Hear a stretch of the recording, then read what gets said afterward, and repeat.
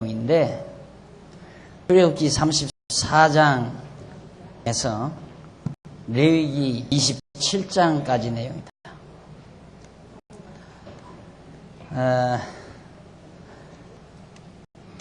위에 567페이지에 보면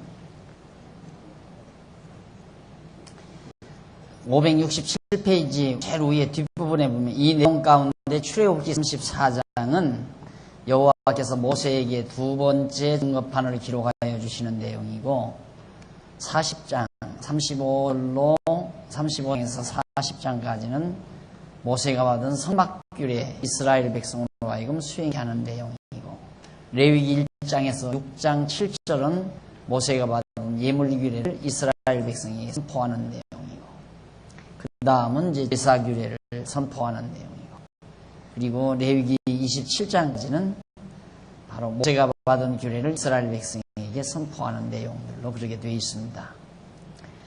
자, 이러한 언약들을 이제 하나님과 모세 사이에 수립해서 먼저 두 번째 증거판을 모세에게 주는 내용입니다. 앞에 것 깨먹었죠. 모세가 화가 나서 던져가지고 증거판을 다 부숴버렸습니다.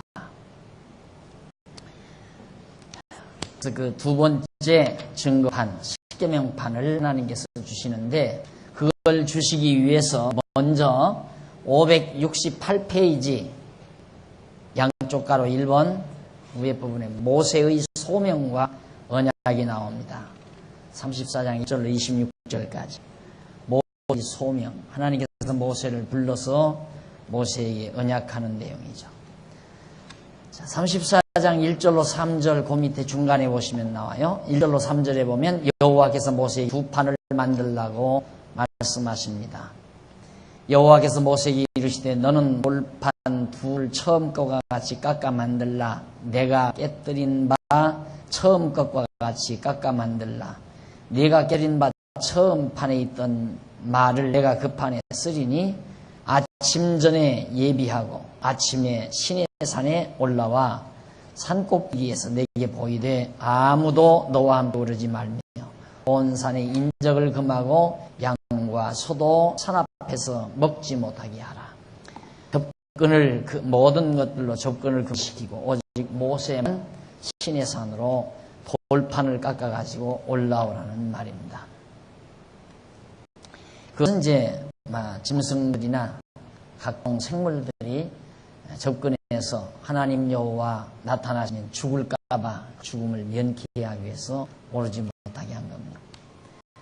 자, 그렇게 해서 오르게 한 다음에 569페이지 34장 4절로 11절에 보면 여호와께서 가나안 족속을 쫓아내실 것을 언약하시죠.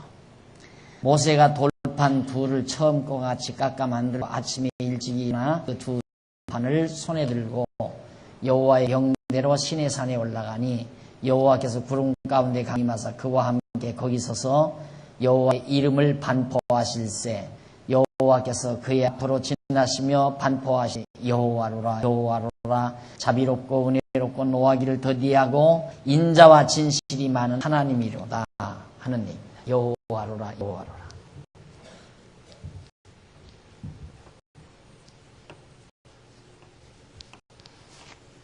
우리가 출애굽기 6장 초두에서 그 말씀 배웠죠. 하나님께서 모세에게 지금까지는 전능자로는 내가 너희에게 알려줬지만 여호와로는 알려주지 않았다. 하나님을 여호와로는 안 알려줬다. 이제부터는 내가 너희에게 나를 여호와로 알려주겠다 라고 말씀했어요. 그런데 구체적으로 여호와로라 말하잖아요. 여호와로 알려준다는 말은 그렇게 모세와 언약하시고 모세를 통하여 이스라엘 백성을 애굽에서 구출해내죠. 언약대로. 그러니까 그게 이제 여호와로 알려주는 구체적인 내용이에요. 언약대로 이루는 내용들을 통해서 하나님을 여호와로 알려주다. 그 말이거든요. 근데 여기서 이제 여호와로라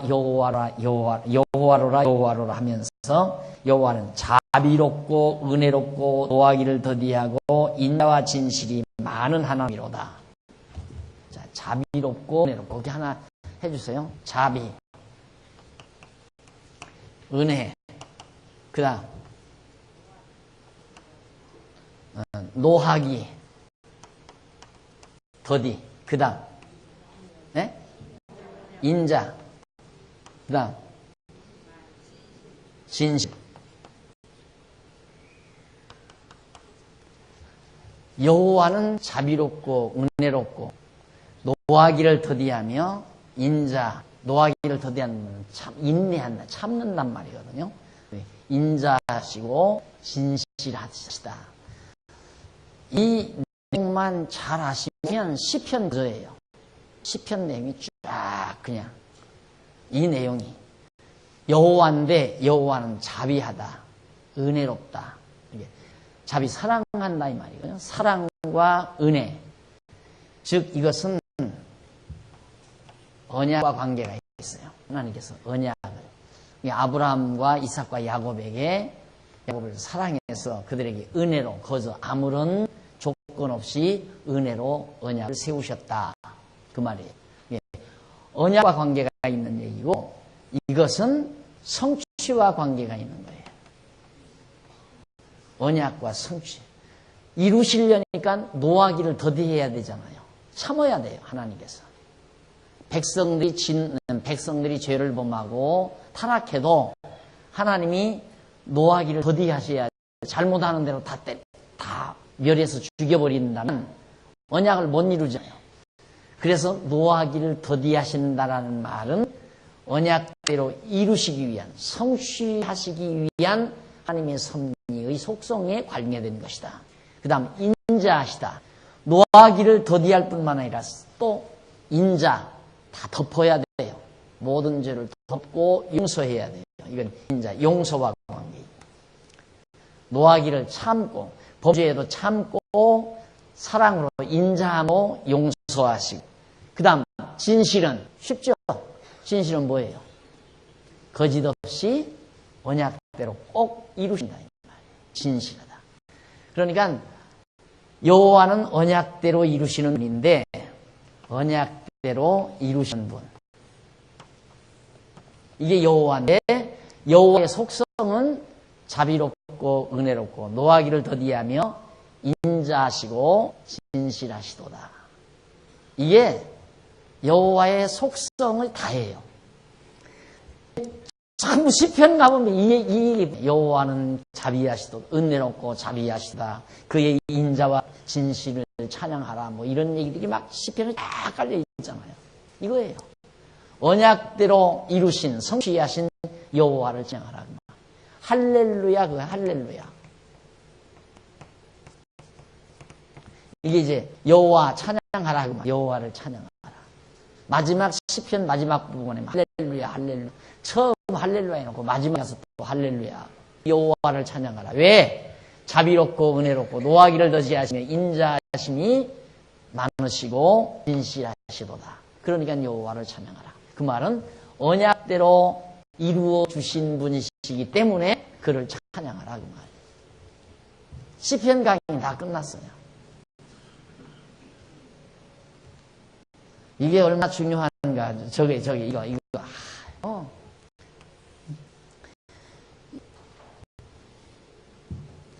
이 사실을 정확하게 깨달으면 왜 하나님이 노하기를 더디하시는가? 왜 인자하시다고 노래했나? 왜 진실하시다고 노래했나? 얼마나 진실해요? 언약하면 반드시 그대로 이루어지니까 얼마나 진실하냐 이 말입니다. 진실하고 참되고 자비롭고 은혜롭고 노하기를 더디하시고. 자, 그래서 용서하시다. 거기 보면 여호와로라 여호와, 자비롭고 은혜롭고 노하기를 더디하고 인자와 진실이 많은 하나님이로라. 7절 인자를 천대까지 베풀며 그 말이에요. 요 인자를, 죄를 져도 용서하시는 인자하심을 천대까지 베푼다. 우리 이거 주일날 낮에 교회에서 잘 배워. 다윗 솔로 천대까지 베푼다. 쫙 베풀어요. 천대까지라는 영원토록 베푼단 말이에요. 아브라함과 다윗의 자손 예수로 하여금, 예수 그리스도로 하여금 영원토록 하나님께서 바로 인자를 베푸신다. 우리 영원히 용서하신다 이 말이죠. 용서했다가 다시 또 들추어내고, 용서했다가 또 다시 들추어내고. 인간들은 그러잖아요. 이제 다시는 안 할게 그래놓고는 또 앉아서 얘기하다가 뭐 10년 전에 어쩌고 저쩌고, 5년 전에 어쩌고 저쩌고 다 옛날 거 다 들추어내고, 시집 올 때 뭐 어쩌고 저쩌고 뭐 해가지고 전부. 인간들은 그렇게 다 들추어내지만 하나님은 영원히 덮어버리고 영원히 용서하신다. 수천 대까지. 그 말이거든요. 그러면서 베풀며 악과 과실과 죄를 용서하나 형벌 받을 자는 결단코 면죄하지 않고 아비의 악을 자녀 손 3세하대까지 보응하리라. 이게 수천 대. 아까도 말씀드렸지만 하나님께서는 아브라함에게 언약하신 것과 모세에게 언약하신 것이 상충된다고 그랬죠. 서로 상충이 돼요. 모세의 언약을 이루려면 아브라함의 언약을 못 이루고, 아브라함의 언약을 이루려면 모세의 언약을 못 이루는 거예요. 그런데 여기도 또 그런 게 있어요. 수천 대까지 또는 3, 4대까지. 죄를 지면 3, 4대까지. 은혜 베풀 자에게는 수천 대까지. 멸할 자에게는 3, 4대까지.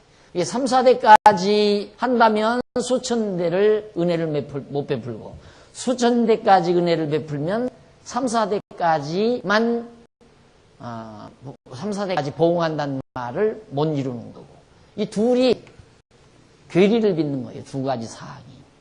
그런데 하나님 이것을 이루신다 이 말입니다. 3, 4대는 북쪽 이스라엘을 향해서 이루시고, 그런데 반드시 멸할 자가, 반드시 멸할 자 거기 나와요.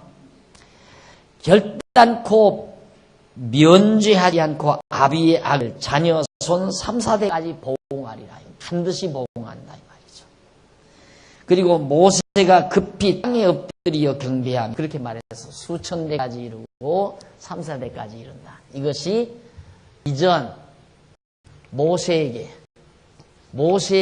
하신 언약인데, 이 언약대로 다윗 이후 다윗 한 사람으로 하여금 그 다윗 후손이 수천 대까지 하나님의 인자심을 힘입고, 그리고 멸망할 자, 반드시 멸할 자, 그들은 3, 4대에 다 멸하게 됐다.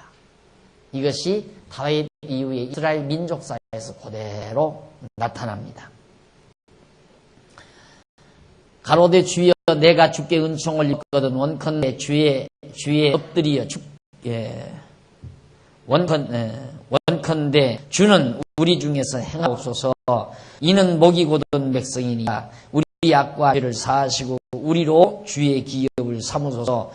여호와께서 가라사대 보라 내가 언약을 세우나니 곧 내가 아직 온 땅 아무 국민에게도 행치 아니한 이적을 너희 전체 백성 앞에 행할 것이라. 너의 머무는 나 백성이 다 여호와의 소유를 보리니 내가 너를 위하여 행할 일이 두려운 것임이니라. 너는 내가 오늘 네게 명하는 것을 삼가지라. 보라 내가 네 앞에서 아모리 사람과 한 사람과 헷 사람과 브리스 사람과 휴이 사람과 여부수 사람을 쫓아내라.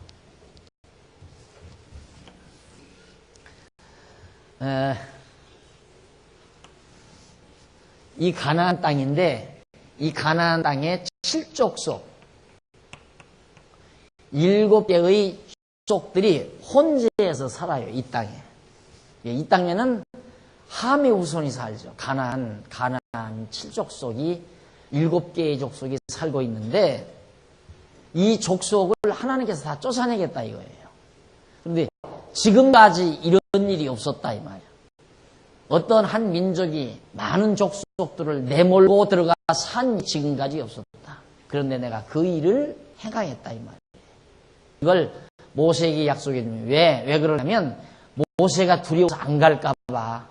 백성들을 인도로 데리고 가야 되는데 하나님의 계획은 인도로 데리고 가서 이 땅 점령해서 살게 해야 되거든요.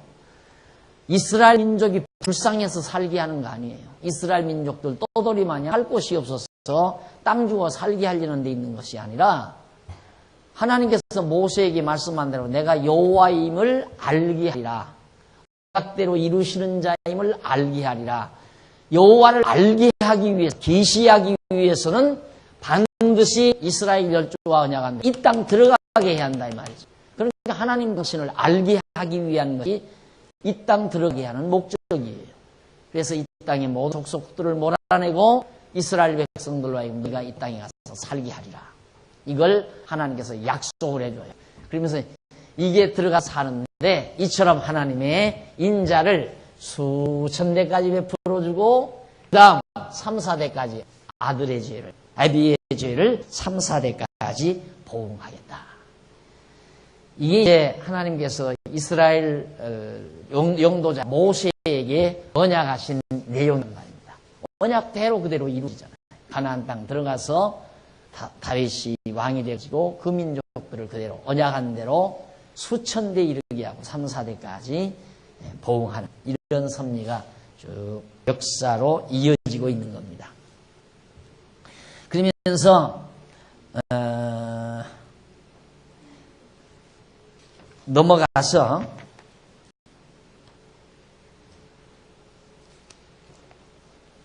거기 한 가지 보면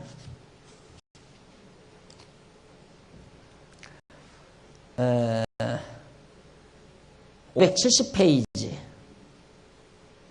10번째 줄 7절에서 본 7절에서 인자를 1000대까지 베풀며 면죄하지 아니할 자만 아비의 악을 자녀손 3세대까지 보응하라고 말씀하신 것은 그 백성의 죄를 용서하서 언약대로 이루어줄 것을 말씀하시기 위함이다 라고 했어요. 그런데 중요한 것은 형벌 받을 자는 결단코 면죄하지 아니라. 그러니까 형벌 받을 자가 확정되어 있는 거예요. 이 형벌 받을 자. 그리고 수천대 인자 베풀 자. 인자를 베풀 자. 하나님께서는 형벌을 받을 자와 인자를 베풀 자. 이걸 딱 정해놓으시고 이스라엘 민족사를 섭리해 가시잖아요. 그러니까 내가 내 편에서 하나님의 인자하심을 내가 받고 싶다고 해서 받는 것도 아니고 내가 형벌을 받겠다고 해서 형벌 받는 것도 아니에요. 우리 지금 공부하지만은 북쪽 이스라엘이 형벌을 받는데 남쪽 나는 형벌 받을 짓을 안 했나? 더 많이 했어요. 행동으로 보자면. 그러니까 행한 대로 하나님께서 하신다면 남쪽과 북쪽 모두를 다 형벌을 해야 돼요. 그런데 하나님께 북쪽은 형벌을 하시고 남쪽은 인자를 베풀어서 섭리해 가신다. 그것이 하나님의 주권적인 섭리고 그것이 하나님의 언약대로 이루시는 성취하시는 바로 그 인자하심, 바로 여호와이심을 알게 하기 위한 하나님의 섭리다. 이래서 하나님의 작정과 예정 섭리를 반대하면 성경을 한두 절도 해석할 수가 없다. 이해를 못하는 사람이에요. 그러니까 예정론을 모르는 사람이거나 예정론을 믿지 않는 사람은 성경 모른다고 하면 틀림이 없어요. 예정론을 확실히 믿는 사람은 성경을 아는 사람이에요. 어떻게 예정론, 하나님의 예정과 작정을 모르고 성경을 풀어갈 수 있어요? 도저히 풀 수가 없어요. 벌써 언약이란 말이 작정을 근거하잖아요. 하나님의 작정을 근거해서 하나님이 언약하거든요. 근데 성경에 언약하시고 언약대로 이루시는 이 성경인데, 우리가 아무리 정말 성경을 모르는 사람도 세례를 받으러 세례문답 하러 이제 좀 있으면 세례문답 하잖아요. 부활절에. 목사님께 가면 물어요.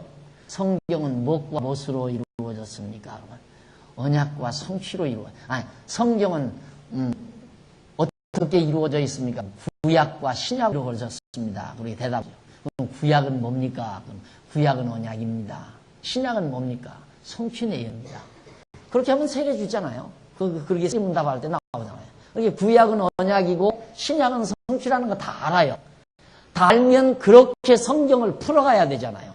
언약과 성취로 풀어가야 된다 이 말이에요. 그럼 언약과 성취는 언약대로 이루시는 역사섭리는 하나님의 작정에 기초한 거란 말이야. 이 작정 안에 예정이 들어있는 건데 하나님의 예정섭리가. 작정과 예정을 모르는 사람이 어떻게 성경을 풀어가느냐 이 말이에요. 그런데 모든 기독교 모든 교단에서 예정론을 믿는다는 장로교 하나밖에 없어요. 따라서 장로교만 성경을 제대로 아는 교단이다 라고 말할 수 있고, 그런데 장로교라고 해서 다 성경을 제대로 아는 교단인가? 예정론을 가르치는 장로교만. 그렇죠? 그래서 그렇게 예정론 하는 거예요. 예정을 모르고 무슨 성경을 가르쳐요? 절대 못 가르쳐요. 한두 구절 못 가르쳐요.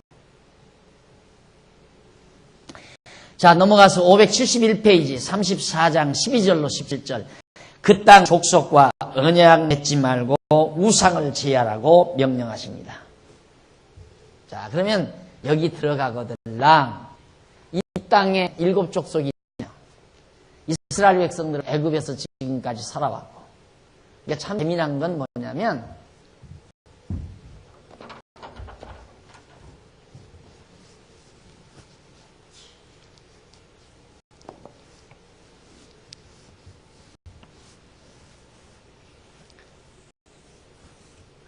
여기가 지금 애굽인데 여기 시내산, 여기가 이제 가나안 아니에요? 가나안. 이스라엘 백성을 여기서 인도로 옮겨가는 길이 7일이라고 그랬어요. 7일. 한 7일 정도면 걸어서 간대요. 거리가. 그런데 하나님께서는 애굽의 이스라엘 백성들을 인도해서 이 완전히 코너에다가 몰아쳐놓고 여기에서 하나님의 말씀 다 주어요. 왜 그러냐면 애굽 사람들도 우상을 섬기고 여기 사는 사람들도 우상을 섬기는 거예요. 전부. 여기도 우상 섬기고 여기도 우상 섬겨요. 여기 데려다 놓고는 가장 중요한 게 우상 섬기지 말라 그거거든요. 너희는 하나님 여호와를 섬기라. 여호와를 섬기라. 여호와 하나님을 섬기라. 이걸 여기서 가르쳐 주는 거예요. 그러니까 모든 율법의 내용이, 모세에게 주시는 율법 내용이 하나님 여호와를 경외하기를 배우게 하는 말씀들이에요. 하나님 여호와를 경외하기를 깨닫게 하려는 말씀들. 그래서 모세에게 주는 것들이. 여기서 그 말씀을 주고는 여기서 이제 이론으로 주는 거죠. 다 하나하나 교재를 만들어 다 주는 거예요. 교재를 만들어 줬는데 그 교재의 말씀대로 이제 여기를 가면서 걸어가면서 실제 근거, 사실 근거, 그 말씀대로 살아가도록, 우상을 섬기면 하나님의 진노가 임하고 하나님 불순종할 때마다 깨닫게 하고, 그러면서 여기서 한 40여 년간을 여기서 걸리게 해요. 40여 년 동안. 그러니까 우상 섬기는 백성들을 여호와 하나님 경외하기를 배우게 하는데 40년 걸렸어요. 40년. 그러니까 성도대학 7년 만이면 빨리 졸업하는 거 아니에요. 성도대학 7년 만에 졸업하는. 이 사람들은 40년 졸업, 40년간 배우는데 졸업 못하고 여기서 죽은 사람이 많아요. 졸업을 못하고. 그래 제대로 40년 공부하고서 여기 들어간 백성들. 그만큼 인간이 잘못된 것을 고친다는 게 어렵다는 말이에요. 생각해보세요. 여기서 우상성김에 살던 생활 습관이 쉽게 물어나겠느냐 이 말이죠. 그러니까 여기 와서 결국은 40년 보내면서 이미 굳어진 사람들, 20세 이상의 굳어진 사람들은 40년 동안 지나는 동안 다 여기서 광야에서 죽어요. 그냥 졸업 못하고 죽어요. 그리고는 여기서 태어난 사람과 여기서 나온 20세 이상 된 사람들이 하나님 여호와 경외하기를 40년 동안 배워가지고 가나안 땅에 들어가서 사는데, 지금 모세에게 부탁이 그 말이에요. 여기가 그들랑 우상, 그들이 섬기는 우상을 섬기지 말라. 그거 당부하는 거야. 지금. 그거 다 죄벌이라. 보십시다. 너는 스스로 함과 네가 들어가는 땅의 거민과 언약을 세우지 말라. 그들과 약속하지 말라. 그들이 너희 중에 올무가 될까 하노라. 그들하고 약속하고 같이 평화조약을 맺어가지고 함께 얼버무려 살다가 보면 그들의 생활 습관을 담는다니까요, 인간이. 자, 생각해 보십시오. 만약에 우리들이 성도님들에서 여러분들이 낳은 자녀를 절대 일반 학교 안 보내고 우리 교회 학교에서만 잘 가르친다면 어느 자녀가 술 먹고 담배 피겠습니까? 안 그래요? 왜? 아무도 술 먹는 사람이 없고 담배 피는 학생이 없으니까. 그런데 일반 학교를 보내니까 가서 걔네들을 담는 거예요. 중학교 다니면서 담배를 피고 술을 먹고 아이들이 그렇게 젖어버리잖아요. 그러니까 이스라엘 백성도 여기 들어가가지고 가나안 족속하고 전쟁하기 싫으니까 그러지 말고 우리 서로 화목하게 평화롭게 잘 살자. 그렇게 언약을 맺으면 그들의 생활 습관에 젖어버린다고요. 그런데 그게 빨라요. 왜 빠른가? 그들은 보이는 걸 섬기고 이스라엘 백성은 보이지 않는 것을 섬겨야 되니까.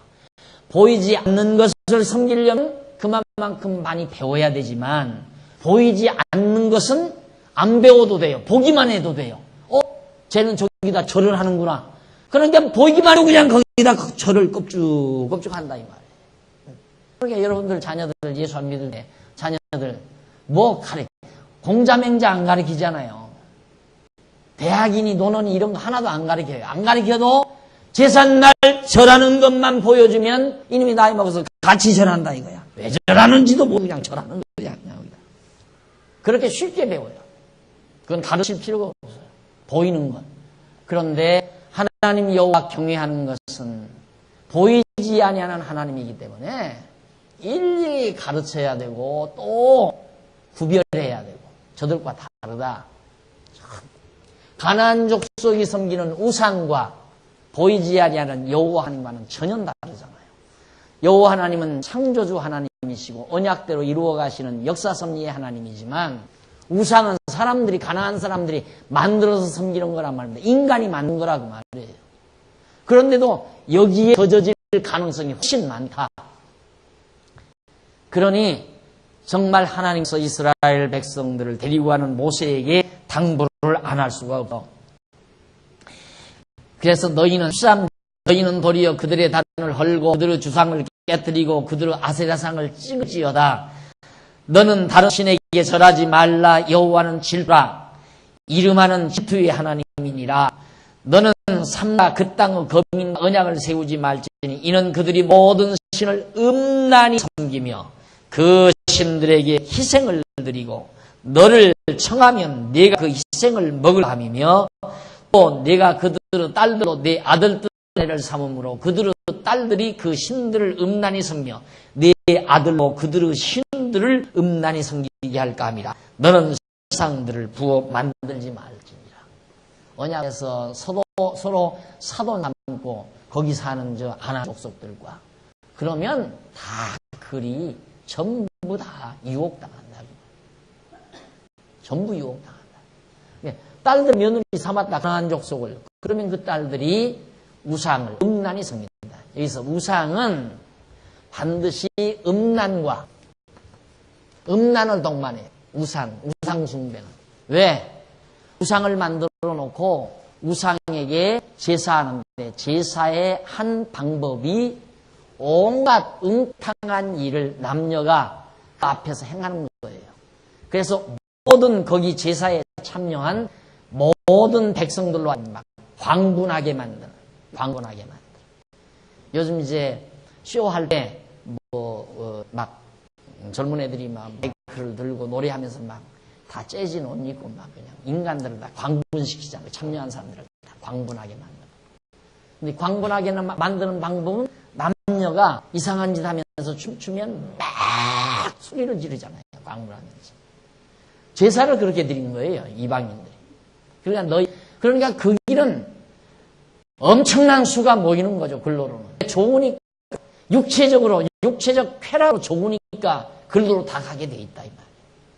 그러니까 한번 거기에 접근하면 다 글로로 몰려가니까. 인간 감정이 앞서잖아요. 이성보다는 감정이 쉽게 앞선다 이 말이죠. 요즘 보십시오. 연예인들 막 지금 무더기로 다 마약 중독자로 무더기로 지금 조사당하고 있잖아요. 그렇게 가는 거예요. 육체적인 감각을 자꾸 발산시키게 되면 나중에는 그것이 마비가 돼요. 마비가 돼가지고 마비된 육체적 감각을 회생하는 방법은 화공성 약품, 즉 마약을 사용해야, 그래야 이제 그런 감정이 나오는 거예요. 그러니까 그걸 안 할 수가 없죠. 이게 불쌍한 사람들이에요, 사실. 이게 우상성기능 갖고 바로 연결. 전문가가 있어요. 남자와 여자가 전문가가. 그래, 제사 지낸다 하면 전나로, 남자 여자가 전나체로 그 우상 재단 앞에서 그 많은 백성들의 군종 앞에서 온 수태를 다 행한다 이 말입니다. 그렇게 해서 강분하게 만드는 것이 신을 섬기는 행위로 나와요. 그러니까 절대 그런 데에 동참하지 말고 전부 그걸 회파하고 다 때려부수고 없애버려라. 그 말이에요. 그러면서 572페이지 34장 18절로 20절 여호와께서 백성에게 무교절을 지키라고 말합니다. 가서 가나안 땅에서 다 회파하고 거기서 무교절을 지키되 18절 내가 네게 명한 대로 아비벌 그 기한에 7일 동안 무교병을 먹으라. 이는 네가 아비벌 애굽에서 나왔음이니라. 무릇 초태생은 다 내 것이며 무릇 네 가축은 수컷 처음 난 우양도 다 그러하며 나귀의 첫 새끼는 어린 양 대속할 것이요 그렇게 아니하면 그 목을 꺾을 것이며 네 아들 중 장자는 다 대속할지며 빈손으로 내 얼굴을 보지 말지니라. 빈손으로 내 얼굴을 보지 말지. 아마 여러분 많이 들어보던 얘기예요. 빈손 들고 나오지 말라. 여기를 이런 데를 입고 그러는 거거든요. 그러니까 얼마나 한심한 얘기입니까? 이제 여러분들이 듣기만 해도 이야 그런 얘기를 그렇게 엉뚱하게 가서 인용을 해. 여기 들어가서 다 제해버리고 우상 제해버리고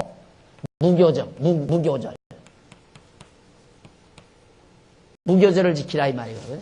무교절이란 뭐냐면 누룩이 없는 떡을 먹는 절기, 유월절이라 이 말이에요. 애굽에서 처음 나올 때 하나님께서 10가지, 9가지 재앙을 내려도 애굽 사람들이 안 놔주지 않아요. 놔준다고 했다가 또 안 놔주고, 놔준다 했다가 또 안 놔주고. 그러니까 하나님께서 마지막 애굽 사람들에게 하나님께서 장자, 애굽 사람의 장자, 그리고 짐승의 첫 새끼, 그걸 다 죽여버렸어요. 그러니까 집집마다 장자가 없는 집이 어디 있어요? 첫 새끼가 없는 집이 어디 있고. 그러니까 온 애굽 천지의 통곡뿐이었단 말입니다. 장자가 죽어버리니까. 그래서 바로가 마음이 누그러가지고 이스라엘 백성을 와줘서 이스라엘 백성이 요단강을 건너서 지금 여기 온 거 아니에요. 그러니까 너희는 여기 들어가거들랑 우상 다 제해버리고 여기서 무교절을 지키라 이 말이에요. 왜? 애굽 땅 종되었던 집에서 인바여 내신 여호와 하나님을 잊지 않고 기억해서 경외하며 섬기게 하려는 거죠. 목적은 그거예요. 아버지, 오늘은 왜 누룩는 떡을 먹어요? 7일 동안 먹는데, 7일 동안. 예, 그전에는 계속 누룩이 들어있는 떡만 먹고 살았는데, 1년에 한 번씩 정월 14일만 되면 누룩 없는 떡을 먹고, 그 다음 짐승도 첫 새끼, 이걸 제물로 삼고, 그리고 첫아들을 대속하고, 첫아들 하나님 거니까 첫아들 갖다 바치는데, 어떻게? 아들 갖다 바치는 게 아니라 아들 대신 제물을 가지고 가서 제사를 드리는 거예요. 그게 무절 절기라 이 말이에요. 예, 첫아들 바쳐라. 이 말 또 빈손 들고 오지 말라. 빈손으로 오지 말라 그랬죠. 예, 얼굴을 빈손으로 내 얼굴 보지 말지니라. 예, 첫아들 바치. 이게 첫아들 바치라는 이 말로 오늘날에도 뭐 집사님들이나 권사님이나 장로님들에게 큰아들 낳거들랑 하나님 앞에 바쳐라. 아주 그게 큰 행사예요. 큰 행사. 그리고 특히 큰아들을 세례줄 때, 목사가 이렇게 세례줄 때, 큰아이 데리고 와서 세례줄 때는 특별히 기도를 해주죠. 이 아들은 하나님의 것입니다. 이제 하나님께 바칩니다. 주의 종으로 기르게 해주옵소서. 그러면 그 엄마는 너는 이놈아 천하 없어도 목사가 돼야 한다. 이렇게 생각하고 기르는 거예요. 그 아이를. 또 그걸 나는 강조를 하는 거고요. 그래서 그걸 또 특별히 그런 분들을 세례 주는 걸 사진을 찍어가지고 카렌다를 또 만들었더라고요. 아주 특별하게. 그렇게 그만큼 인간들은 그렇게 보이는 걸 좋아하다. 근데 그거 전혀 그거 아니에요. 우리는 이제 우리들은 왜 무교절을 안 지키는가? 바로 예수 그리스도가 첫 열매, 첫 아들이죠. 마리아의 첫 아들이에요. 첫 아들로서 하나님 앞에 들이셨고 하늘로서 온 참떡, 깨끗한 생의 떡으로 오셨기 때문에 예수 그리스도를 하나님께서 영원한 받으셔서 다 이루셨기 때문에 이거 다 필요 없다고 말이에요. 그러니까 빈손 들고 가고 뭐 손에다 뭐 들고 가고 다 필요 없는 거고 천하들 바치는 것도 다 필요 없는 거예요. 아무것도 필요 없는 거예요. 그런데 천하들 하나님께 바쳐라. 그리고 빈손으로 내 얼굴을 보지 말게 하라. 그러니까 반드시 하나님의 거룩한 전에 나올 때에는 손에다 들고 오라 이 말이에요. 뭘? 수표 몇 장씩 들고 오라 이 말이에요. 그럴듯하잖아요. 그렇게 다 가르치는 거예요. 그러니까 절대 예배당에 올 때는 절대 그냥 못 오죠. 하여튼 한 푼이라도 가지고 와서 내고 가시. 근데 여러분 안 내고 가도 되잖아요. 그러죠? 여러분 하나도 안 내고 가도 도리어 하나도 안 내고 밥 한 그릇 잡수고 가도 된단 말입니다. 주일날은. 그냥 거저주는 밥 한 그릇 들고 가셔도. 그전 같으면 이때 같으면 어림도 없죠. 어림도 다 하나님도 다 잘라내 버리죠. 누구 덕택에? 예수님 덕택에. 그래서 우리가 예수를 그리스도로 믿는 겁니다. 그 다음 이렇게 무교를 지키라고 명하고 그 다음 573페이지에 보면 무교절뿐만 아니라 34장 21절로 24절에 보면 안식일과 17절과 수장을 지키라고 그래요. 그러면 무교절, 안식일, 17절, 수장절 이 절기를 지키라 이 말이에요. 안식일은 날짜를 지키는 거. 안식일 날. 세 가지죠. 무교절, 17절, 수장절. 그리고 날짜는 안식일. 안식일은 7일 만에 돌아오는 안식일이죠. 안식일은 왜 지키라고 했나? 이스라엘 백성들이 애굽에서 종로로 달 때는 한 번도 쉬는 날이 없었어요. 늘 노동을 해야 하니까. 늘 일을 해야 하니까. 노예니까 쉬는 날은 일을 해야 되잖아요. 그런데 하나님께서는 이스라엘 백성들을 구별을 해야 되니까 애굽 사람과 이스라엘을 구별해야 되니까 이 사람들은 쉬는 날도 없이 일만 하지만 이스라엘 백성은 안식일을 지킨다. 7일이면 엿새 동안 부지런히 일하고 일에 되는 쉰다. 왜? 하나님께서 엿새 창조하시고 일에 되는 날 쉬신 것처럼 하나님의 백성도 안식일 날 편히 쉬게 엿새 일하고 일에 되는 날 쉬도록. 왜 그러는가? 애굽 땅, 애굽에서 한 번도 하도 쉼 없이 일한 백성들을 인도하여 대신 내셔서 안식일을 지게 하신 여호와 하나님을 잊지 않고 기억하며 섬기게 하려고. 안식일 지키는 목적이 어디 있는가? 애굽 종도였던 집에서 인도하여 내신 여호와 하나님 잊어버리지 않고 경외하며 섬기게 하는 데 있다 이 말입니다. 안식일도 여호와 하나님 기억하게 하는 목적이 그거예요. 그럼 오늘 우리는 왜 안식일을 지키는가? 다른 사람, 물론 다른 성도들은 안식일 지킨다고 생각해도 다른 교사들은 안식일 지킨다. 근데 우리는 안식일 안 지키잖아요. 안식일 지키려면 주일날 와서 말이 안 되는 거죠. 어디 집사님들이 예배 안 드리고 부엌에서 밥을 해요. 그 썩을 양식을 위해서 어떻게 밥을 해. 이 썩지 아니할 양식을 위해서 일해야지. 그렇게 가르치잖아요. 근데 이게 거룩한 안식일날 와서 밥만 하고 밥 대접만 하고 가잖아요. 여기 와서 뭐 식당 주인이요 그게? 안식일 지킨 거냐 이 말이죠. 안식일날은 도리어 일을 말해야 되는데 주일날 이런 새벽부터 와서 저녁 늦게까지 그냥 계속 일만 하다가 이게 무슨 안식일 지키는 거예요. 그러니까 차라리 안식일 지키려면 점 굶어야 돼. 다 점심 다 굶고 밥도 하지 말고 그래야 안식일 지키는 거죠. 그리고 일요일 말고 토요일 날 해야 돼요. 근데 우리는 안식일 안 해요. 왜? 안식의 주인이신 예수 그리스도가 다 우리를 대신해서 안식일을 지켜주셨으니까. 안식일에 속한 율법을 다 이루어줬으니까. 그러니까 우리가 안식일을 안 지키고 우리는 그러면 어떻게 하나님 여호와 하나님을 잊지 않고 기억해서 경외하며 섬기는가? 예수를 그리스도로 믿음으로 말미암아 하나님이 여호와이심을 깨닫고 경외하며 섬기는 거예요. 우리는 이제 안식일 지켜서가 아니라. 실질절은 뭐냐 그러면 실질절. 실질절은 이스라엘 백성들이 이 땅에 들어가서 씨앗을 해서 그해 처음으로 무교절을 지킨 다음 실질절 77이 49일 77절 49일 후 오순절이라고도 해요. 오순절 77절. 왜냐하면 무교절 지킨 이후에 77이 49이 지난 때부터 지킨 때에 지키는 절기니까 그래서 77절이라고 그래요. 이 오순 다섯 오자 이 10일이 5개 지나간 때라 이 말입니다. 오순절. 그래서 이제 이 오순간에 5일이 5번 순이 10일이 1순위 10일 아니요? 10일이 5번 되던 날. 그래서 오순절이라고도 하고 실절이라고도 하고. 6월절 지키는 때 여기서 첫 열매, 그 해의 첫 열매. 우리나라도 씨앗 뿌려서 그 해의 첫 번째 거두는 것이 뭐냐면 밀이나 보리를 거두잖아요. 그래서 오순절 또는 맥추절이라고도 해요. 맥추절. 보리 맥자. 보리를 거두어 드린다 해서 맥주절. 이걸 지키라 이거예요. 그럼 그걸 왜 지키라고 그랬는가? 그것. 여기다가 씨앗을 뿌려서 고기를 거둬서 먹게 됐다 이 말이죠.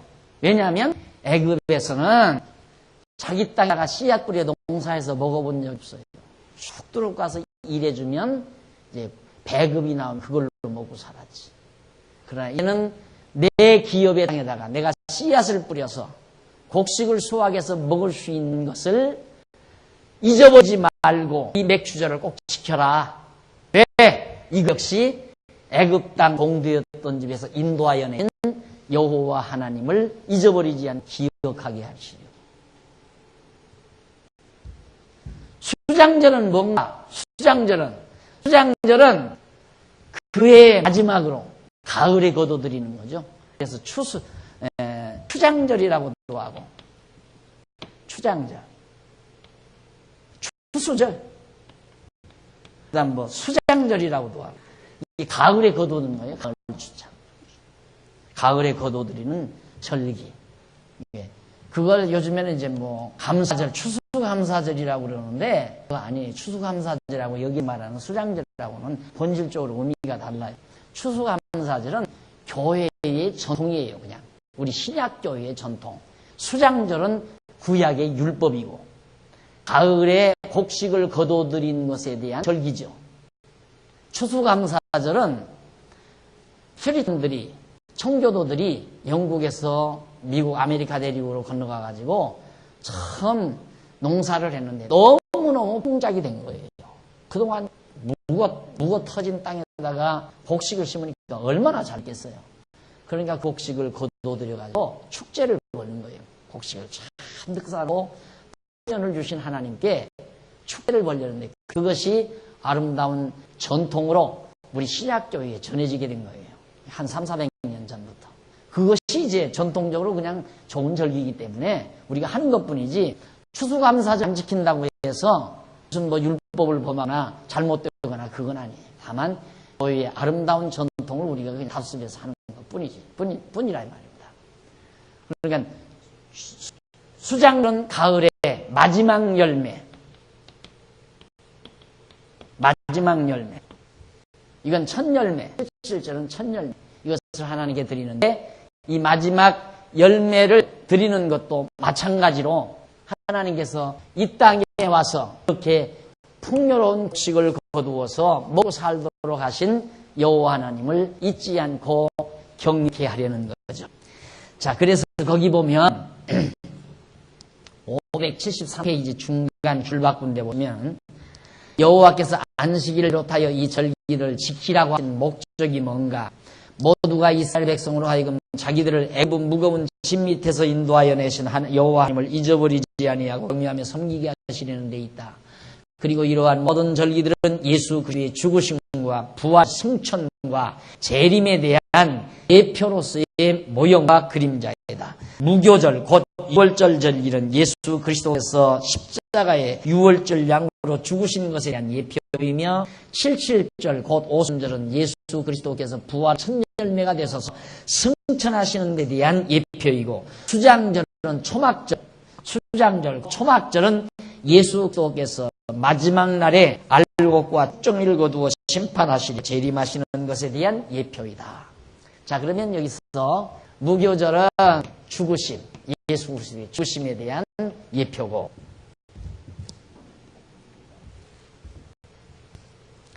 안식일은 예수의 안식에 대한, 죽으셔서 안식 7일날 안식일에 예수님 안식하셨죠. 죽으신 안식일을 기념하는 거고, 77절은 첫 열매가 돼서 부활, 첫 열매로 부활하신 것을 말하는 거. 수장절은 마지막 곡식을 다 걷어서 창고에 드리는 일, 재림이에요. 예수의 재림하셔서 곡식을 마지막 추수를 해서 거두어 드릴 예수님의 재림 사건에 대한 모형이다. 그래서 모세를 통하여 이스라엘 백성에 명하신 무교절을 지키라, 안식일을 지키라, 77절 수장절을 지키라는 이 모든 명령을 예수 그리스도께서 죽으시고 안식하시고 부활하셔서 장차 재림하실 예수 그리스도께서 바로 우리를 대신하여 다 이루어 주셨다. 그래서 우리는 유월절도 무교절도 안 지키고 안식일도 안 지키고 77절도 안 지키고 수장절도 안 지키는 거예요. 자꾸 그런데 안식일만 지키라는 거야. 안식일만. 안식일 지키라면 무교절도 지켜야 되고 77절도 지켜야 되고 수장절도 지켜야 되잖아요. 그래서 어떤 교회에서는 안식일 지키고 77절 이제 맥주절이라 해요. 맥주절. 보리맥자 맥주절. 그래서 맥주절 지키잖아요. 교회마다. 또 수장절, 이건 추수감사절. 이걸 지키나요? 그럼 무교절은 또 왜 안 줘요? 이게 전혀 합의가 안 맞는 거예요. 지키면 다 지켜야 되고 안 지키면 다 안 지켜야죠. 근데 우리는 다 안 지키는 이유가 예수님께서 죽으시고 안식하셔서 부활하신 다음 승천하셔서 장차 재림하실 예수 그리스도가 우리를 대신해서 다 이루어 주실 것이기 때문에 우리는 이런 것들 율법에 따라서 지키지 않는다. 이건 하나의 모형이고 유치하게 여호와 하나님을 가리키는 거지만, 우리는 예수 그리스도를 통해서 하나님이 여호와이심을 고등한 지식으로, 가장 고상한 지식으로 깨달아 알고 섬기게 하는 것이다. 그래서 사도 바울이 내가 예수를 그리스도를 아는 지식이 가장 고상함을 인하여, 이렇게 유치한 것이 아니라 아주 매우 고상함을 인하여 그는 모든 것들을 다 자기가 알고 있던 지난날의 모든 것을 다 저버렸다. 그러니까 우리는 바울이 전부 이거 다 했던 사람이거든요. 이거 다 바울이 회개하기 전에는. 그런데 바울이 그리스도를 아는 지식이 가장 고상함을 인하여 이런 거 다 버린 거예요. 전부 다 버려야지요. 당연히 버려야지. 그래서 우리가 편히 쉼을 얻게 된 겁니다. 그러니까 기독교는 예수 그리스도로 믿고 하나님을 여호와로 알아 경외하는 마음으로, 중심으로, 생활로 그를 경외하며 사는 삶 자체지, 어떤 형식이나 제도가 아니라고 말이에요. 기독교는 그냥 삶이에요. 우리의 삶 속에서 범사에 하나님 인정하고 여호와 하나님의 역사성을 다 인정하고 내 장래 모든 것도 여호와께서 정해놓으시고 인도할 걸 확신하며 범사에 감사하고 사는 삶, 이 자체가 기독교인의 신앙생활이에요. 무슨 어디 가서 제사를 해야 되고 새벽마다 무슨 뭐 정성을 들여야 되고 그런 어떤 형식이 전혀 아니다. 그래서 진리를 깨닫고 가장 고상한 진리, 예수가 그리스도이심을 깨닫고 모든 형식과 제도를 버리고 고상하게 사는 삶, 하나님을 여호와로 알고 그를 경외하며 섬기며 사는 삶.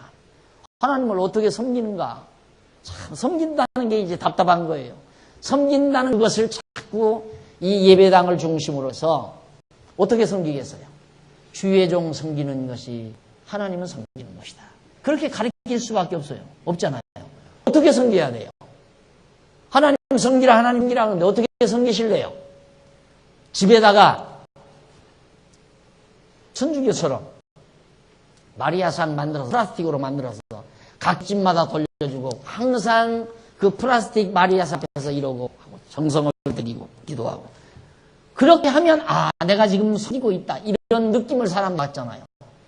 보이는 섬김은 필요가 없어요. 우리의 섬김도 이제는 보이지 않는 섬김이에요. 경외심 안 보이는 거예요. 마음으로 하는 거예요. 섬기는 것도 마음으로 하는 거예요. 중심으로.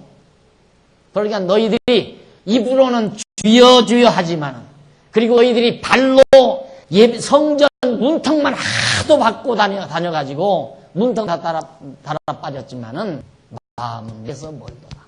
하나님 우리의 중심을 받아요. 그러니까 교회에 오고 안 오고 이거 중요한 거 아니에요.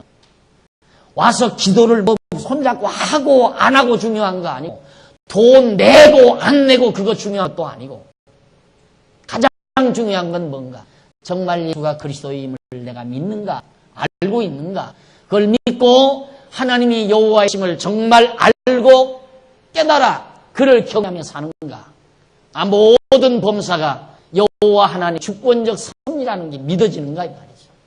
그걸 믿고 마음으로 그를 경외하는 마음 정말 광대하신 분이고 진실하신 분이고 자비롭고 은혜롭고 노하기를 더디하며 인자하심이 풍성하시고 진실하시도다.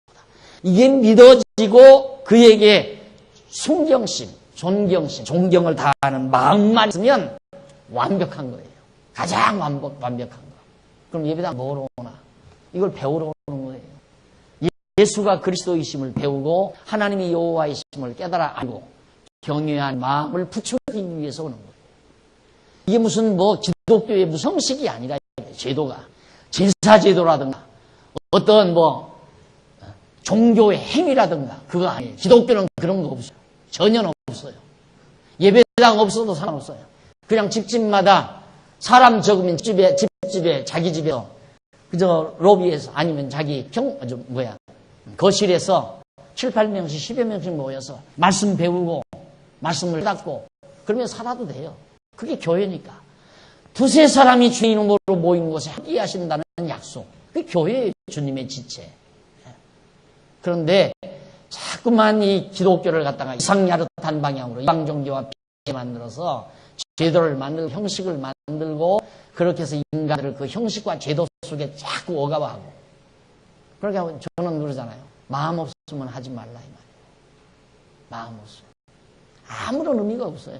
마음 없는 행위는 하나님이 원하시는 중심으로 중심을. 그런데 아직도 저한테 이렇게 배우면서도 아직도 저를 이해 못하는 분들이 있어요. 마음 없는 건 아무것도 하지 말아야 돼요. 즐겁지 않으면 하지 말라 하는 말도 똑같은 얘기예요. 왜 즐겁지 않은데 뭐 하러 해요? 속상하면서 왜 해요? 체면 따라 왜 해야 하느냐 이 말이다. 그것 좀 했다고 해서 얼굴이 더 넓어지고 얼굴이 더 환해집니까? 필요 없어요. 체면 생각할 거 없어요. 마음 없으면 하지 말아요.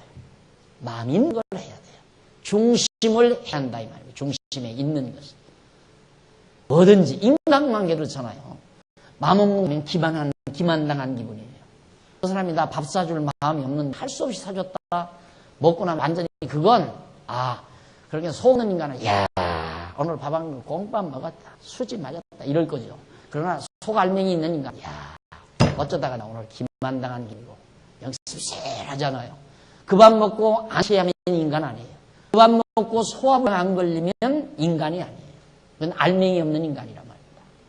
마음 없는 식사하고 어떻게 소화가 제대로 돼요? 인간이 뭘 먹는 건데? 갈비 먹어요? 나물 먹어요? 밥 먹어요? 대접한 그 마음을 먹잖아요, 인간의 마음을. 사람도 그러네, 사람다운 사람이라면. 하나님이 어떻게 인간의 행위를, 그 거칠의 행위를 보느냐, 이 말이죠. 우리 중심을 보지. 그러니 얼마나 기독교가 멋있어요. 진짜 멋있는 종교예요. 그리고 너무 리버럴하고 자유스러워요. 정말로. 어디 제도에, 형식에 안 얽매인다, 이 말이에요. 다만 서로의 건덕 차원에서 사랑하는 자를 위해서 좀 조심하고 건덕을 세워가는 뿐이지. 자, 이래서 오늘 안식일이나 칠전이나 무교절이나 수장절 이 모두가 다. 그래 여기 보면 나오죠. 밑에서 573페이지 밑에서부터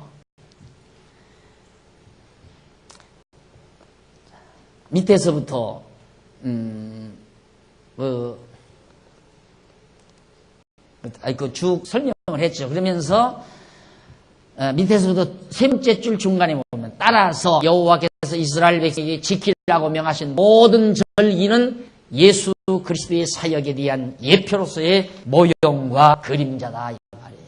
그러니까 이런 모든 것들을 모세로 하여금 하라고 명령하신 것은 장차 예수 그리스도가 오실 것에 대한 언약의 말씀이죠. 이런 모형적인 것을 통해서 진짜 형상이신 예수를 보내준다. 이것에 대한 언약의 말씀이라 이 말이에요. 그러니까 이것은 언약이고 예수 보낸다는 메시아 보낸다는 언약이고 이건 메시아 왔던 성취 내용이에요. 언약으로 이루어졌다 그 말이에요. 이 신약이. 성경이 쉬워요. 간단하고. 예수가 그리스도인 것을 믿으면 신구약 성경 다 아는 거예요. 예수가 그리스도라는 사실이 믿어지면 그것 믿어지면 하나님 여호와를 아는 사람이니까 여호와 하나님을 아는 사람이니까 그럼 성경 다 아는 사람이에요. 그래서 결국 아무리 많은 이 성경이 아는 것 같아도 공부 제대로 딱 하고 나면 구슬알처럼 마지막 땡그랗게 머리에 남는다. 뭐가? 하나님 여호와 예수 그만이 딱 머리에 남는다. 이걸 바울이 깨닫고 가장 고상한 지식이라고 바울이 말합니다. 그 다음 넘어가서 574페이지 제일 상단에 보면 34장 25절로 26절 여호와께서 제물을 드리는 일에 주의하라고 명하라. 너는 25절 너는 내 백성의 피를 유교병과 함께 드리지 말며 유월 희생을 아침까지 두지 말며 너희 토지 소산의 처음 익은 것을 가져다가 너희 하나님 여호와의 전에 드릴지며 너는 염소 새끼를 거미의 젖으로 삼지 말라. 이게 다 이방 민족들은 여기 이 사람들 여기나 이 사람들은 재물이 형없어요. 뭐 개도 잡아드리고 염소도 잡아드리고 뭐 호랑이도 잡을 수만 있으면 아무런 짐승이나 막 피채 그냥 그리고 뭐 새끼든 지든 할 거 없어요. 막 다 얼버무려서 그렇게 형편없이 다 하는데 이스라엘 백성 너희만은 이들과 달리해라 그 말이에요. 다르게 그걸 구분한 것이 절대 새끼를 젖과 함께 삼지 말고 첫 열매 아무런 열매나 가지 말고 처음 익은 열매만 가져와라. 저들은 열매만 아무거나 갖다 드리는 거죠. 이방 민족들은. 이스라엘 백성에게는 첫 열매 딱 구별해서 그래서 거기 보면 바로 그 양쪽 가로 2번 위에 쪽으로 양쪽 가로 2번 위에 쪽으로 여섯째 줄을 중간에 보시면 양쪽 가로 2번 우쪽으로 중간 여섯째 줄 중간 그리고 염소 새끼를 그 어미것으로 삼지 말라는 것은 무슨 뜻인가? 이스라엘 백성을 이방의 잔인한 풍속을 따르지 아니하는 거룩한 백성으로 구별하기 위한 것이다 나와죠. 이러한 의식적인 규례들은 모두가 이스라엘 백성으로 하여금 애굽 무거운 짐 밑에서 인도하여 내신 여호와 하나님을 잊어버리지 아니하고 기억하여 경외하며 섬기게 하려는 그 목적이 있다는 얘기입니다. 다 똑같아요. 어느 것이나 구약에 모세에게 명하신 모든 말씀은 여호와 하나님 잊지 않고 깨달아 알게 하기 위한 것이다. 내가 여호와로 알하리라. 언약하신 대로 창세기 6장에서 그 언약대로 지금 하나하나 하나님을 여호와로 알게 하기 위한 모든 절기와 제도와 규례들을 하나하나 지금 만들어서 모세에게 전하고 있는 겁니다. 이것이 여호와 하나님을 경외케 하신 하나님의 섭리. 오늘 또 우리는 정말 얼마나 간단한 고상한 지식, 예수를 그리스도로 믿는 이것이 최고의 지식이다. 가장 고상한 지식이다. 하나님을 여호와로 알고 섬길 수 있는 이 말씀 늘 기억하시면서 항상 평강과 기쁨이 여러분의 심령이 있기를 바라면서 오늘 강의를 여기서 마무리입니다. 기도하십시다. 전능하신 하나님 아버지, 은혜와 사랑을 감사드립니다. 오늘 또 저희들에게 귀한 시간 허락해 주셔서 모세를 통하여 명하신 모든 말씀에 의해 예수를 그리스도로 우리들이 믿을 수 있는 이 확신을 얻게 하심을 진심으로 감사합니다.